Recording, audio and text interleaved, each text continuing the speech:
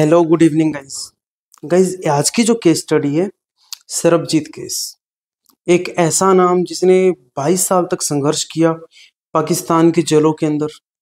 गलती से भारत पाकिस्तान का ये बॉर्डर क्रॉस करके पाकिस्तान में चले जाते हैं और उसके बाद में इनको 22 साल तक जेलों के अंदर रखा जाता है। पाकिस्तान के जेल के अंदर झूठे आरोप लगा करके इनके ऊपर पाकिस्तान में हमला करवाने का, पाकिस्तान में बम धमाका करवाने का, गैर कानूनी रूप से पाकिस्तान में चले जाने का, बॉर्डर क्रॉस करने को, मतलब झूठे झूठे आरोप लगा करके उनको फंसा दिया जाता है और 22 साल तक जेल के अंदर रहते हैं। और बाद में जब वापस इंडिया आते हैं तो मुर्दा लाश के रूप में आते हैं। और ये जो केस है, इस केस को भारत की संसद के अंदर भी बहुत जोरों शोरों से उठाया जाता है और बहुत हाई प्रोफाइल केस था उस टाइम का। तो पूरा केस है क्या, इसके बारे में आपको प्रॉपर स्टडी करवाऊंगा और रियली बता रहा हूँ। आज के जो केस है ना, इसको सुनने के बाद में लास्ट में आप भी बोलोगे कि सरबजीत के साथ जो भी हुआ ना बहुत गलत हुआ। तो प्रॉपर केस क्या है, प्रॉपर के बारे में आपको आज क्लियर करवाऊंगा। मेरा नाम है सुमित ड्रीम्स और आप सबका स्वागत है हमारी इस बेहतरीन चैनल के अंदर, सुमित ड्रीम्स चैनल के अंदर। और अपने जो कहानियों का सिलसिला वो इसी तरीके से चलता रहेगा। तो अभी हम सरबजीत की जो कहानी है इसके ऊपर मैं आपको डिटेल्ड प्रॉपर बताऊंगा। सरबजीत इनका नाम, और जब इनका जन्म होता है पंजाब के एक जिले तरन तारण जिले में। तरन तारण जिले में एक गांव है भिखीविंड। भिखीविंड गांव में इनका जन्म होता है और बाद में तरन तारण जिले के अंदर इनकी शुरुआत की पढ़ाई इतना खास नहीं करते हैं। सिर्फ मतलब जो प्राइमरी लेवल की पढ़ाई होती है तभी वहीं तक पढ़ाई करते हैं। उसके बाद में छोटी उम्र में ये अपना काम वगैरह पकड़ लेते हैं। वहीं के कुछ जो रोजगार वगैरह होता है गाँव के अंदर, वही रोजगार पकड़ लेते हैं और काम कर लेते हैं। मतलब छोटी उम्र से एक मेहनत करना ये शुरू कर देते हैं। जो इनके पिताजी हैं पंजाब में गवर्नमेंट सर्वेंट होते हैं। गवर्नमेंट सर्वेंट पंजाब में एक सरकारी नौकरी के पेशे का काम करते हैं। अब सरकारी नौकरी पंजाब के अंदर और इनके बहुत अच्छा खासा घर चल रहा था। और उसके बाद में क्या होता है ना कि जो इनके पिताजी हैं उनकी रिटायरमेंट हो जाती है। अब पिताजी की जैसी रिटायरमेंट हो जाती है तो उसके बाद में जो पैसे हैं, जो इनकम आ रही होती है उनको, इनकम भी कम हो जाती है, इनकम भी आधी हो जाती है। इनकम आधी होने के बाद में जस्ट घर थोड़ा सा नाजुक चलने लगा, घर थोड़ा सा स्लो चलने लगा। जितनी पैसे पहले आ रहे थे उतने पैसे नहीं आ रहे, इसीलिए सरबजीत के कंधों के ऊपर और ज्यादा जिम्मेदारी बढ़ जाती है। उधर से सन 1984 के अंदर जो सरबजीत के पिताजी है वो एक फैसला लेते हैं कि सरबजीत की शादी कर दो, कि भाई सरबजीत की शादी कर दो और उसके बाद में इसको पूरी घर की रिस्पॉन्सिबिलिटी संभाल दो। अब सरबजीत भी बड़ा हो रहा है और अपनी रिस्पॉन्सिबिलिटी अपने आप दिखेगा। तो ऐसा जो सरबजीत के पिताजी हैं वो फैसला ले लेते हैं। उसके बाद में सन 1984 में खूब धूम धड़ाके के साथ साथ सरबजीत का शादी कंप्लीट हो जाता है। शादी कंप्लीट होने के बाद में इनके दो बेटी होती है और पूरा परिवार अच्छे चल रहा है। सरबजीत की पत्नी है, दो बेटी है, घर में मम्मी पापा है, बहुत अच्छे से पूरा परिवार बहुत अच्छे से फल फूल रहा है और अच्छा चल रहा है। और फिर एक काला दिन आता है। ये काला दिन क्या आता है, एक दिन शाम को सरबजीत जो है वो बाहर, मतलब अपना नौकरी जो भी अपना काम करते थे काम करके घर पे आते हैं। घर पे आने के बाद में खाना वाना, जैसा कि खाना वाना होता है तो पत्नी उनको खाना पकड़ा देती है। सरबजीत को शाम को एक आदत थी, शराब पीते थे। शराब पीने का आदत था शाम को, शराब पी करके खाना खा करके सो जाते थे। और जो इनका घर था भिखीविंड गांव था इनका। जो भिखीविंड गांव है उसका बॉर्डर जो है, जो भिखीविंड गांव का जो बॉर्डर है बिल्कुल पाकिस्तान के बॉर्डर के साथ सटा हुआ ये गांव है। और इनके घर से थोड़ी दूरी पर बॉर्डर था। तो इन्होंने क्या किया, सबसे पहले खाना खा लिया, बाद में शराब का नशा कर लिया। शराब के नशे के बाद में ये बाहर घूमने के लिए निकल गए। और जब घूमने के लिए निकल गए तो इनको पता नहीं चला और ये पाकिस्तान के बॉर्डर के उधर चले गए, मतलब इंडिया से पाकिस्तान चले गए। उस टाइम क्या होता था ना कि इतनी ज्यादा तारबंदी वगैरह नहीं होती थी। मतलब कहीं पर जहां पर बहुत ज्यादा सेंसिटिव इलाका है जैसे कि कश्मीर वगैरह है तो वहां पर तो तारबंदी अच्छी हुआ करती थी, पर ऐसी जगहों पर तारबंदी नहीं हुआ करती थी। अब वहां पर तारबंदी नहीं थी तो ये पाकिस्तान की सीमा के अंदर एंटर कर गए। अब क्योंकि नशे में थे कुछ पता नहीं चला इनको, पाकिस्तान की सीमा के अंदर एंटर तो कर गए। अब पाकिस्तान की सीमा के अंदर एंटर करने के बाद में अब इनको पता नहीं चल रहा कि मैं कहाँ जा रहा हूँ, क्योंकि ये नशे में है। तो फिर ये क्या करते हैं, पाकिस्तान की सीमा के अंदर और ज्यादा आगे तक एंटर कर जाते हैं। और ज्यादा आगे तक जब किलोमीटर 2 किलोमीटर आगे तक चले जाते हैं, तो वहां पर इनको मिलती है पाकिस्तान आर्मी। अब वहां पर इनको पाकिस्तान आर्मी मिल जाती है। पाकिस्तान आर्मी पूछती है कि भाई तुम कौन हो, कहाँ से आए हो। तो ये नशे में तो होते हैं, पर मतलब नशे में इतना ही बेसुध नहीं होता व्यक्ति कि खुद का नाम भूल जाए, खुद की पहचान भूल जाए। तो ये बोलते हैं कि मेरा नाम सरबजीत है और मैं इंडिया के पंजाब में रहता हूँ, और पंजाब के भिखीमिंड गांव से आया हूँ। उनको पता चलता है, वो लोग सरबजीत को गिरफ्तार कर लेते हैं। सरबजीत को गिरफ्तार करने के बाद में, ये तारीख है 28 अगस्त 1990। 28 अगस्त 1990 को वो जो सरबजीत है पाकिस्तान बॉर्डर को पार करते हैं, पाकिस्तान में चले जाते हैं। और 30 अगस्त 1990 को उसकी गिरफ्तारी हो जाती है। 2 दिन के बाद में, 2 दिन के बाद में गिरफ्तारी हो जाती है। और ये मतलब बिल्कुल ही गलत है, क्योंकि 28 अगस्त को ही पार किया, उसी दिन नाइट में ही गिरफ्तारी कर ली गई थी। पर जो पाकिस्तान ने झूठा आरोप लगाया था, उसके अंदर लिखा था कि 30 अगस्त 1990 को गिरफ्तारी हुई थी। तो मतलब सिर्फ 2 दिन का डिफरेंस है, ज्यादा कुछ भी नहीं है। पर 28 अगस्त को ही उनकी गिरफ्तारी हो चुकी थी। 28 अगस्त को गिरफ्तारी होगी, गिरफ्तार करके उनको ले गए वहां पर पाकिस्तान के अंदर। और पाकिस्तान की एक जेल में डाल दिया गया। पाकिस्तान की जेल में डालने के बाद में अब शुरुआत होती है बहुत बड़ी बुरी स्थिति की। जो सरबजीत के साथ जो मतलब बहुत घटिया काम होने वाला था, अब से उसका शुरुआत होता है। अब इधर जो घर है इनका, घर में वाइफ है, मम्मी पापा हैं, उनको चिंता हो रही है कि सरबजीत कहाँ चला गया, कैसे है, किस हाल में है, कहाँ चला गया, क्या कर रहा है, ये सारी चीजें मतलब हो गई। और जो इधर सरबजीत के मम्मी पापा और जो इनकी पत्नी पत्नी है, वो सरबजीत को ढूंढने लग जाते हैं। इधर इंडिया के अंदर सरबजीत का पूरा परिवार सरबजीत को ढूंढ रहा है, पर उनको अभी तक ये पता नहीं है कि आपका जो बेटा है, आपका जो पति है, वो पाकिस्तान जा चुका, पाकिस्तान में गिरफ्तार कर लिया गया है। अभी तक इनको पता नहीं है। तो ये लोग रिपोर्ट लिखवा देते हैं थाने के अंदर गुमशुदगी की, कि भाई हमारा जो सरबजीत है वो गुमशुदा हो गया है, अब उनको आप ढूंढो। तो उधर से जो पंजाब की पुलिस है वो ढूंढने लग जाती है सरबजीत को, कि सरबजीत गया कहाँ। उधर से सरबजीत पाकिस्तान में गिरफ्तार हो जाता है। जब पाकिस्तान में गिरफ्तार हो जाता है, तो वहां पर पाकिस्तान के अंदर न्यूज चैनल्स में बताया जाता है, न्यूज चैनल्स में बताया जाता है कि मंजीत नाम के एक व्यक्ति को पाकिस्तान बॉर्डर पर गिरफ्तार किया गया है, और ये पाकिस्तान बॉर्डर से इंडिया जाने की कोशिश कर रहे थे। पाकिस्तान बॉर्डर से इंडिया जाने की कोशिश कर रहे थे, और ये एक आतंकवादी है। और बकायदा पाकिस्तान मीडिया के अंदर सरबजीत की फोटो भी शेयर की जाती है कि इनका नाम है मंजीत सिंह, और ये रो के एजेंट है, और ये इंडिया से आए हैं और आतंकवादी हमला करवाने के लिए। जो लाहौर के अंदर आतंकवादी हमले हुए, वो इन्होंने ही करवाए। तो ये मामला थोपा जाता है पूरा का पूरा सरबजीत के ऊपर, मतलब गलत मुकदमा। पहली चीज, सरबजीत का नाम चेंज कर दिया जाता है। नाम सरबजीत होता है, पर उसको बोल देते हैं मंजीत सिंह, कि भाई मंजीत सिंह है, इसको हमने गिरफ्तार किया है। अब नाम तो उसका सरबजीत था, पर उसका नाम क्या बोल दिया, मंजीत सिंह, कि भाई मंजीत सिंह नाम का एक व्यक्ति मिला है, और ये आतंकवादी है, भारत के लिए काम करता है, आतंकवादी है। पाकिस्तान के लाहौर में जो बम धमाके हुए, जिसके अंदर 10 लोग मारे गए थे, वो बम धमाके इसी ने करवाए थे। और बम धमाके करवाने के बाद में ये इस साजिश में था कि ये इंडिया वापस भाग जाएगा, पर बॉर्डर पे पकड़ा गया, जो कि झूठा मुकदमा किया गया था, जो कि झूठा मुकदमा किया गया था सरबजीत के ऊपर। फिर बाद में 1990 के अंदर तो पकड़े गए थे सरबजीत। फिर 1991 में सरबजीत को फांसी की सजा हो गई। 1991 के अंदर सरबजीत को वहां के सेशन कोर्ट और हाई कोर्ट ने फांसी की सजा दे दी।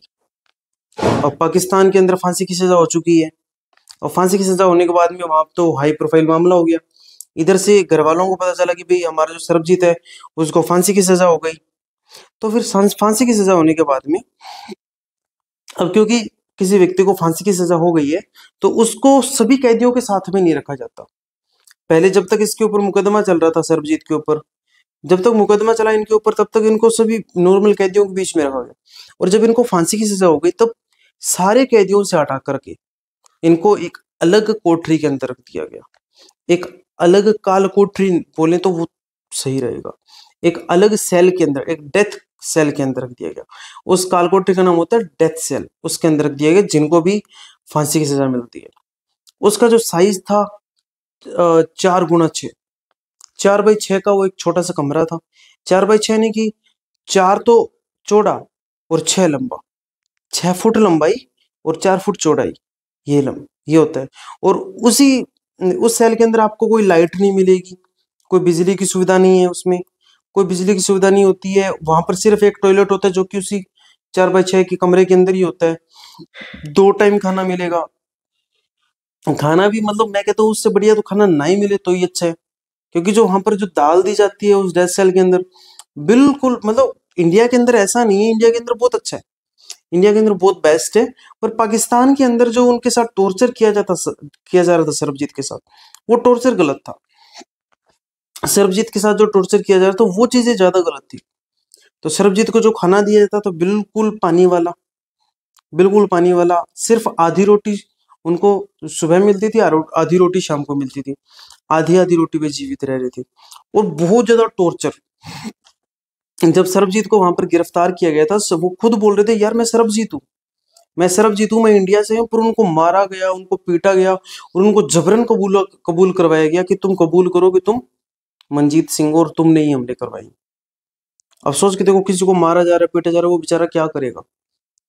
हाँ, उसके बाद में जबरन कबूल करवा के उनकी एक वीडियो भी रिलीज की गई पाकिस्तान इंडिया मीडिया को दिखाने के लिए, इंडियंस को दिखाने के लिए कि ये देखो आपके जो व्यक्ति हैं ये खुद कबूल कर रहे हैं कि ये तो मंजीत सिंह है और इन्होंने ही पूरा पूरा ये केस करवाया है, ये चीजें। तो फिर अब यहाँ पर क्या होता है ना कि इधर जो इंडिया के अंदर है, इंडिया के अंदर सरबजीत की बहन और सरबजीत के जीजा ये हार नहीं मानते हैं। सरबजीत की जो बहन है उनका नाम है दलवीर कौर, दलवीर कौर, और जो उनके जीजा है, दलवीर कौर और जीजा अपने हिस्से की 45 बीघा जमीन बेच देते हैं। सोच के देखो 45 बीघा जमीन कितनी होती है, 10 एकड़ से भी ज्यादा, लगभग 10 एकड़ 11 एकड़ के लगभग होती है। 45 बीघा जमीन 11 एकड़ के लगभग होती है, 11 एकड़। तो 11 एकड़ से भी थोड़ी सी ज्यादा, 11 एकड़ से भी ज्यादा अपनी जमीन बेच देते हैं और जमीन को बेच करके पाकिस्तान के अंदर केस लड़ते हैं। और क्योंकि इतने बड़े हाई प्रोफाइल घर से थे नहीं है कि मतलब केस लड़ने के लिए इनके पास बहुत सारा पैसा होता, तो पैसे की इनके पास बहुत ज्यादा तंगी थी, तो पैसा इनके पास इतना था नहीं, तो इसीलिए इन्होंने जमीन बेच करके पैसा लिया। उस पैसे को लगाया, वहां पर एक वकील को हायर किया कि वो एक पाकिस्तान के वकील को हायर किया कि वो पाकिस्तान के अंदर सरबजीत का केस लड़ेगा और सरबजीत को छुटा करके वापस लाएगा। पैसा लगाया और बहुत पैसा लगा। पैसा लगने के बाद में जो सरबजीत का वकील है उसको पैसे दिए गए, उसने फिर केस लड़ा वहां के सुप्रीम कोर्ट के अंदर। और जब सुप्रीम कोर्ट में केस लड़ा तो उस सुप्रीम कोर्ट के केस के अंदर वो हार गया। अब वो वकील हार गया, सरबजीत का वकील हार गया। और इधर से 2005 के अंदर फिर, अब सोच के देखो, 1990 के अंदर सरबजीत ने वहां पर जो सेल है वो क्रॉस किया था। सेल मतलब जो लाइन है, रेड क्लिफ लाइन, जो बॉर्डर है वो क्रॉस किया था, आ गया था 2005। पूरे केस को कम से कम 15 साल हो गए थे, 15 साल हो गए थे। सोच के देखो कितना टाइम हो गया, 15 साल तक लगातार जो दलवीर कौर है उनकी जो 45 बीघा जमीन बेची गई थी उसका सारा पैसा उनका उसी केस के अंदर लग गया था, सारा का सारा पैसा उसी केस के अंदर लग गया था। उसके बाद में कुछ संगठन भी उनके साथ में आए, कुछ संगठन साथ में आए, उन संगठन ने भी थोड़ा बहुत उनको सपोर्ट किया। और उसके बाद में सरबजीत को छुड़ाने के लिए भारतीय संसद में भी बात रखी गई, पर कोई कोई फायदा नहीं हुआ वहां पर। सरबजीत क्या करता था ना, सरबजीत को वैसे कॉल वगैरह नहीं करने दी जाती थी वहां पर। ये कोई सिस्टम नहीं है कि भी जिस व्यक्ति को आपने डेथ पनिशमेंट दे दी वो अपने घर पे कॉल कर सकता है, ऐसे कॉल वगैरह का सिस्टम नहीं होता था। क्या होता था, सरबजीत चिट्ठियों में बात करते थे। सरबजीत वहां से अपनी चिट्ठी लिखते थे और वो चिट्ठी बाय पोस्ट आती थी इंडिया, और चिट्ठियों के अंदर अपनी बातों को बोलते थे। सरबजीत बोलते थे कि मेरे को 4x6 के एक कमरे के अंदर रखा गया है, मेरे ऊपर बहुत ज्यादा टॉर्चर किया जा रहा है, और इतना ज्यादा टॉर्चर किया जा रहा है कि मैं क्या ही बताऊं आपको। खाना तो ऐसा दिया जा रहा है कि जो कि हम कुत्तों को भी नहीं डालते, ऐसा मेरे को खाना दिया जा रहा है। तो ये सारी की सारी सरबजीत की बातें थी। सोच के देखो, सरबजीत अपनी खुद के साथ जो भी उसके साथ पनिशमेंट होती थी, जो भी उसके साथ टॉर्चर होता था, सारी की सारी चीजें उसमें लिख करके भेजता था। फिर अपनी पत्नी को ये भी लिख कर भेजता था कि मेरे को पता नहीं कि मैं इंडिया में लौटूंगा नहीं लौटूंगा, क्या होगा क्या नहीं होगा, बस मेरी बेटियां हैं, उनका भविष्य अच्छे से रखना, उनको अच्छी पढ़ाई करवाना और अच्छे से उनकी शादी कर देना। ये सरबजीत वहां पर लिख करके भेजता है। और इधर से जो दलवीर कौर है, वो फिर भी हार नहीं मान रही। दलवीर कौर मतलब उनके पास एक लास्ट चांस रहता है कि पाकिस्तान के राष्ट्रपति, जो कि उस टाइम के राष्ट्रपति थे परवेज मुशर्रफ, उनको एक दया याचिका भेजी जाती है। उनको दया याचिका भेजी जाती है कि जो सरबजीत सिंह है उनको प्लीज आप माफ कर दीजिए, उनकी दो बेटियां हैं, उनका भविष्य है, ये सब करके। तो दया याचिका भेजी जाती है। पहली दया याचिका भेजी जाती है, वो कैंसिल हो जाती है, नहीं मानी जाती, वो राष्ट्रपति साहब पाकिस्तान के कैंसिल कर देते हैं। दूसरी भेजी जाती है, 5 दया याचिका भेजी जाती है, 5 की 5 खारिज हो जाती है। सारी की सारी दया याचिका खारिज हो जाती है, एक भी दया याचिका एक्सेप्ट नहीं की जाती है। उसके बीच में 26/11 का हमला हो जाता है।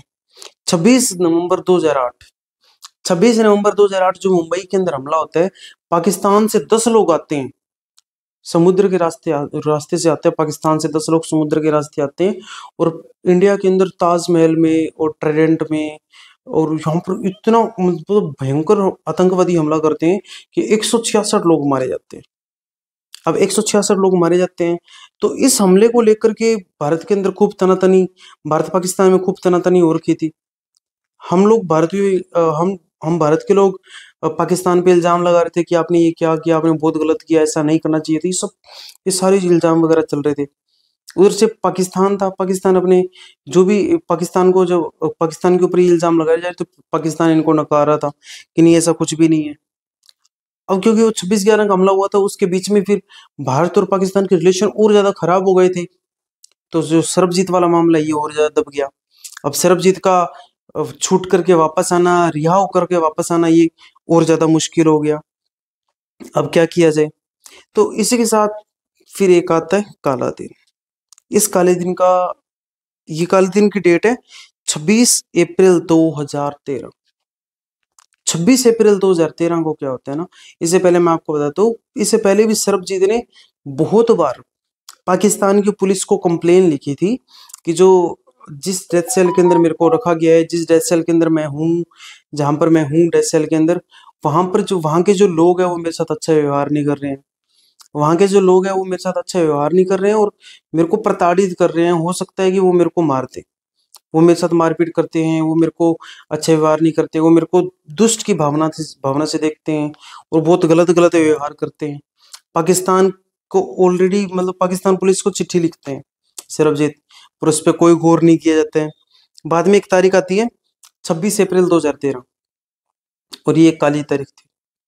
26 अप्रैल 2013 को पाकिस्तान की जो जिस जेल के अंदर सरबजीत है, उस सेल के कुछ वहाँ के जो अ, मतलब जो उस सेल के अंदर मतलब बंद किए हुए जो लोग थे, जो गुनहगार लोग थे, वो मिलकर के सरबजीत के ऊपर अटैक कर देते हैं। सरबजीत अकेला था, सरबजीत अकेला बेचारा क्या करता, सरबजीत अकेला था, उसके ऊपर हो गया अब अटैक।